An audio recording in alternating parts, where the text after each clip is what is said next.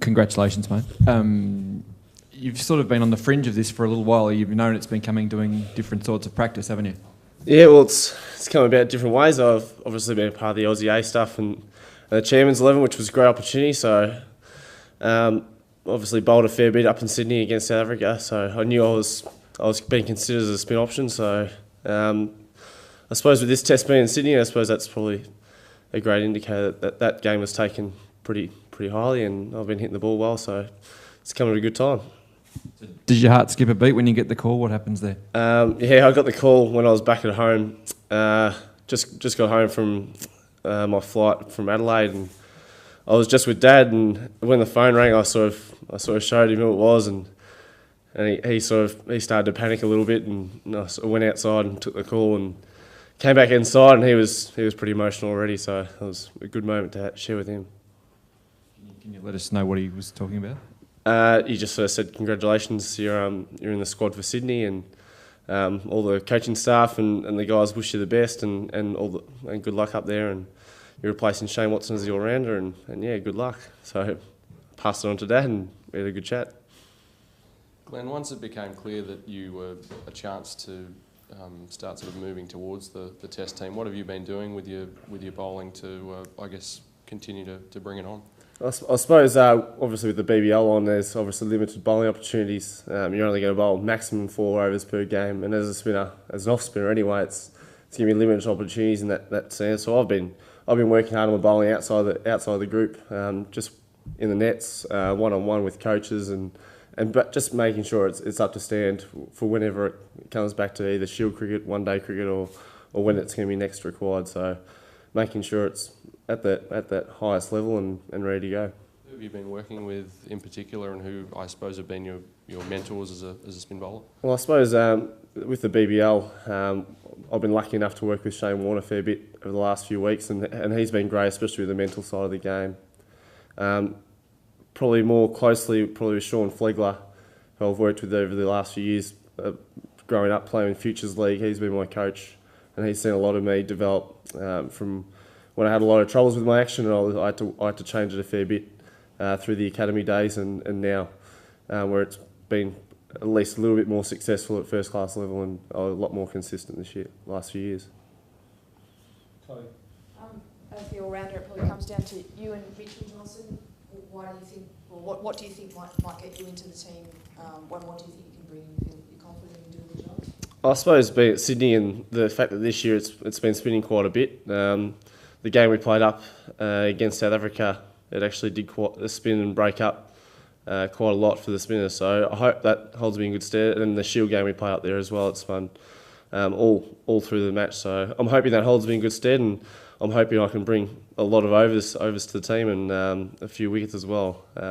I've batted pretty well there over the last few years as well. I've got a few 90s and a couple of 50s as well. So I feel confident that if I'm required with the bat or ball, I can perform. And you initially came to prominence, I suppose, in the shorter forms, and you played an awful lot of 2020 cricket over the past 12 months or so. How have you kind of made sure that your first class game, particularly batting wise, is still in order? I think it's more the mental change, straight back into first class cricket when you come. Obviously, had a lot of T20 cricket and one day cricket, as you said. Greg Shippard makes that a pretty easy transition. We sit down and talk a lot about what my role is going to be in the team, and adjusting back into that red ball format. And he's probably made it a really easy transition for me to sort of fit straight back into that Victorian lineup whenever I came back in. So I suppose a lot of discussion, sort of more than training, sort of goes into preparation for transition from that 2020 into that longer format. So I felt like I've been able to make that a lot easier than some. Obviously, having a pretty similar Shield cricket compared to my one-day cricket it sort of helps a fair bit. Just further to your batting, your first class strike rate's 75.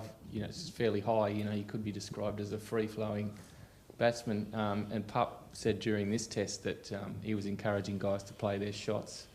Have you had any discussions along those lines? Because potentially it sort of takes a bit of courage to keep playing in natural game on your test debut when, one false stroke could cost you. Are you balancing caution against your natural aggression? Yeah, no one's really talked to me about it. It's sort of more been my natural game. It's just been the way I've been brought up. I've always played my natural game. Didn't really matter the situation. I feel like if I went against it, I'd sort of bring in indecision and something that would probably cost myself a few like iffy shots. And I feel like if I back myself, that the best outcome will come out in the end of the day. So I don't see it's going to change if I get selected in Sydney, and hopefully not for the rest of my career.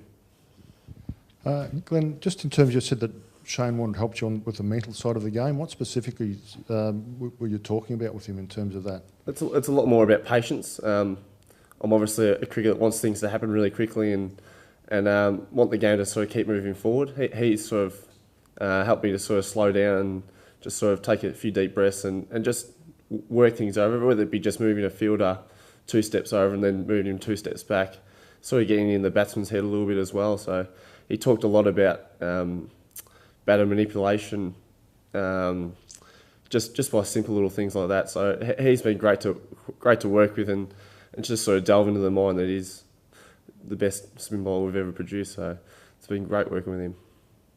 So is that the big change in your bowling? Is it more mental than physical, or are we going to see more loop, or what do we see? I think I've done a lot of work on my bowling technical over the last, especially 12 months. Working obviously closely with Sean Flegler, Ray Bright, and now Warney. I think it's now time for me just to put that all into practice. I bowled really well against South Africa. I bowled 29 overs or high 20 overs. And I felt like I was bowling really consistent areas, and I had the backing of my skipper the whole way, which was Andrew McDonald at the time. And I felt really good, and I don't see that going to change, hopefully, in Sydney. So when you came into these sort of teams, did you perceive yourself as a batsman who could bowl a little bit, and is now the opposite true? I suppose when I got picked in those teams, I knew my role was the number one spinner. So I went in there thinking, okay, my role is to be the spin bowler and be aggressive and take wickets. So that's a good role for me. I'm happy to take any role. Be selected in any of those teams is an honour. So I was happy to play that role, and when it came to my chance to bat, I just batted the way I normally bat. So. If you do play, just what would the baggy green mean to you walking out on the SCG? Just how would the feelings be? Is this boyhood dream sort of stuff? Yeah, it's cliche boyhood dream. I think everyone said that every time someone gets selected. So I try not to think about it too much. I was sort of lucky after I got the call. I went and played some golf and sort of cleared my head with my brother. So I took a couple of hours away for it and just tried not to think about it too much, because I sort of think I drive myself mad leading up to New Year's and then January the 2nd. So yeah, it's been a bit of a head spin the last 18 hours. So I think it'll probably sink in a little bit closer. But at the moment, it's just a lot of excitement, a lot of chatting to friends. I've been receiving endless messages of congratulations over the last few hours. So it's been incredible and an amazing journey, really. Glenn, what have you learned in the few opportunities you've now had to bowl at international batsmen, and also the time you've spent around the Australian team in the limited overs formats? What have you taken out of that? I suppose there's a lot less margin for error. The professionality of all the players that you play against and with is just a completely different standard. So I've had to lift my game from obviously going from playing for Hampshire over in England and then straight into the Australian setup. I've had to lift my game up a few levels and really just make sure I'm at least at that standard and looking like I'm at that standard as well. It's not so much just being able to play, it's actually having to look at it as well. So it's been a tough little initiation when we were up in Dubai, and I think that's probably the hardest conditions you're going to get playing wise, and I felt like I met it with the standard I'd like to meet it as well. I felt like I held my head up high after that series, and I felt confident that I was at that level. What have you learned from your Bushrangers mates this year who've been given a similar call up? I've learnt that Bushrangers guys are ready when they get that call up for Australia. I felt like they all met the challenge head on. They all played really well when they got that opportunity. Bobby, I thought, was unlucky. He hadn't nicked a ball in 3 years, and unfortunately nicked 2 in a test match. So he was unlucky. I thought Haystow played really well in Perth, struck the ball well, bowled with good pace and bounce.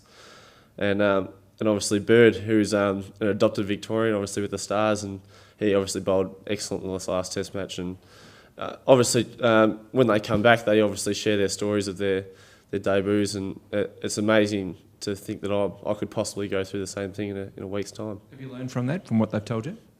Yeah, I think they don't like to talk about it too much. I think everyone asks a lot of questions. They sort of want to sort of shy away from it because obviously we've got business to do obviously with the BBL, and that's our main or was our sole goal at that stage. So yeah, I've chatted to a few of them, and I'll probably talk a little bit closer to Bobby and Birdie when I get a chance. What did you mean exactly before when you said, you know, it was important to kind of look the part as well as do the job? You're a pretty confident personality. Did you find, yeah, what do you actually mean by that? Well, I suppose I have to have a haircut and shave every now and then. I turned up to the squad and Mickey Arthur goes, "Are you going to shave anytime soon?" And I said, "Oh, probably." So about 10 minutes later, I went to my room and had a shave.